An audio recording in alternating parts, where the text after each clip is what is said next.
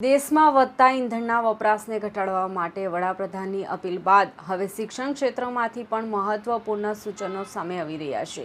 સ્વનિર્ભર શાળા સંચાલક મંડળના પ્રવક્તા ડોક્ટર દીપક રાજગુરુએ જણાવ્યું છે કે શાળાઓ અને કોલેજોમાં અઠવાડિયામાં 1 થી 2 દિવસ ઓનલાઈન શિક્ષણ શરૂ કરવામાં આવે તો ઈંધણની મોટી બચત શક્ય બની શકે છે। દેશમાં વધતા ઈંધણના વપરાશને ઘટાડવા માટે વડાપ્રધાનની અપીલ બાદ હવે શિક્ષણ ક્ષેત્રમાંથી પણ મહત્વપૂર્ણ સૂચનો સામે આવી રહ્યા છે। સ્વનિર્ભર શાળા સંચાલક મંડળના પ્રવક્તા ડોક્ટર દીપક રાજગુરુએ જણાવ્યું છે કે શાળાઓ અને કોલેજોમાં અઠવાડિયામાં 1 થી 2 દિવસ ઓનલાઈન શિક્ષણ શરૂ કરવામાં આવે તો ઈંધણની મોટી બચત શક્ય બની શકે છે। તેમણે કહ્યું કે દરરોજ લાખો વિદ્યાર્થીઓ અને શિક્ષકોના ટ્રાન્સપોર્ટેશનમાં મોટા પ્રમાણમાં ઈંધણ વપરાય છે।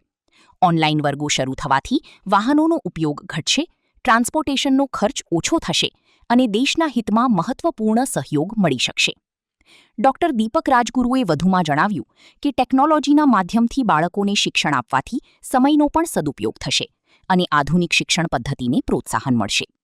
સાથે જ તેમણે જણાવ્યું કે રાજ્ય સરકાર, શિક્ષણ વિભાગ અને સંચાલક મંડળ વચ્ચે ટૂંક સમયમાં બેઠક યોજાઈ શકે છે, જેમાં ઓનલાઈન શિક્ષણ અંગે ચર્ચા કરવામાં આવશે। જો કે સરકારી અને ગ્રામીણ શાળાઓમાં વાહનોનો ઉપયોગ ઓછો હોવાથી ત્યાંની સ્થિતિ અલગ હોવાનું પણ તેમણે સ્પષ્ટ કર્યું। ઉનાળુ વેકેશન પૂર્ણ થયા બાદ નવા નિયમો અમલમાં આવી શકે તેવી શક્યતા વ્યક્ત કરવામાં આવી છે। આંતરરાષ્ટ્રીય પરિસ્થિતિ અને સંભવિત ઈંધણ અછતને ધ્યાનમાં રાખીને અગમચેતીના ભાગરૂપે આ પ્રકારના પગલાં જરૂરી હોવાનું પણ જણાવાયું છે। વડાપ્રધાન શ્રી નરેન્દ્રભાઈ મોદીએ વડોદરામાં એક જાહેર સભામાં આખા દેશના લોકોને અપીલ કરી છે કે ઈંધણનો ખર્ચ આપણે ઘટાડવો જોઈએ, અનનેસેસરી જે ખરીદી છે તેમાં પણ આપણે સંયમ રાખવો જોઈએ। તે અનુસંધાને શાળા અને કોલેજો જો ઓનલાઈન થાય તો રોજે રોજની જે ડીઝલ અને પેટ્રોલની ખપત છે, ગેસની ખપત છે, તેમાં આપણે ઘટાડો કરી શકીએ અને લાંબા ગાળા સુધી કદાચ વિશ્વના દેશોમાં જે યુદ્ધની પરિસ્થિતિ છે અને આયાત જે આપણે ક્રૂડ કરીએ છીએ, ઓઇલ, ગેસ, પેટ્રોલ કરીએ છીએ, તેમાં કદાચ ઉણપ આવે તો તેવા સમયે આપણા દેશમાં કોઈ મુશ્કેલી ન થાય, એમનો ઇશારો એટલો જ હતો કે આપણે ટ્રાન્સપોર્ટેશનનો ખર્ચ ઘટાડવો જોઈએ અને ઈંધણની ખપત ઓછી કરવી જોઈએ। શાળા સંચાલક મંડળ તરીકે હું એવું ચોક્કસ માનું છું કે નાના બાળકોની ઓફલાઈન એજ્યુકેશન ખૂબ જરૂરી છે। તો અઠવાડિયાના 1 દિવસ પ્રી પ્રાઇમરી અને લોઅર પ્રાઇમરી, જેને 1 થી 5 ધોરણ કહીએ તેને 1 દિવસ અને 6થા ધોરણથી ઉપરના વર્ગોમાં અઠવાડિયાના 2 દિવસ ઓનલાઈન ભણાવવામાં આવે તો પણ બહુ બધું આપણે ઈંધણ બચાવી શકીએ અને સમયનો સદુપયોગ કરીને ટેકનોલોજીના માધ્યમથી બાળકોને ભણાવી શકાય।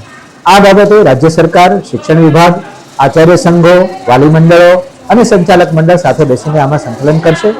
ઉનાળુ વેકેશન લગભગ હજી ખોલવાની 25 દિવસની વાર છે, તો એવા સમયે આપણે સૌ સાથે મળીને સંયમ કેવી રીતે રાખવો અને દેશ હિતમાં આપણે કયા કામમાં સહયોગ કરી શકીએ તે સૌએ સંકલન કરીને કરવું જોઈએ તેવો મારો મત છે।